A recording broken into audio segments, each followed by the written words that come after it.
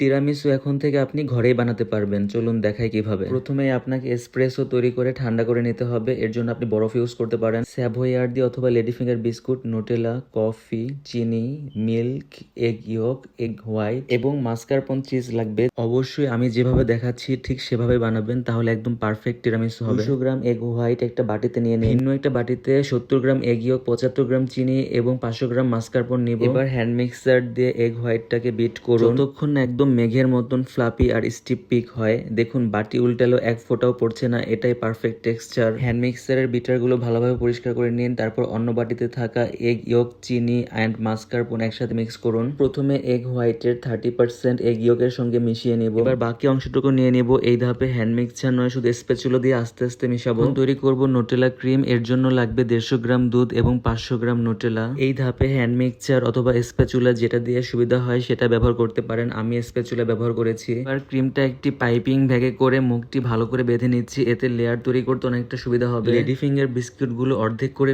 কেটে বা ভেঙে নিন, আপনি চাইলে আস্তেও রাখতে পারেন। আমি রেস্টুরেন্টের জন্য বানাচ্ছি বলে খালি নুটেলার জার ব্যবহার করছি। প্রথম লেয়ার হবে নুটেলার, তারপর ক্রিমের লেয়ার, এরপর কফিতে হালকা ডুবিয়ে নেওয়া লেডি ফিঙ্গার বিস্কুট দিয়ে আরেকটা লেয়ার তৈরি করুন। একইভাবে সব লেয়ার রিপিট করুন আর সবশেষে নুটেলার একটি সুন্দর ফিনিশিং লেয়ার দিয়ে শেষ করুন। ইতালি ট্রেভিসো শহরে প্রথমে ডেজার্ট তৈরি করা হয়েছিল এবং এর শব্দের অর্থ হচ্ছে পিক মি আপ।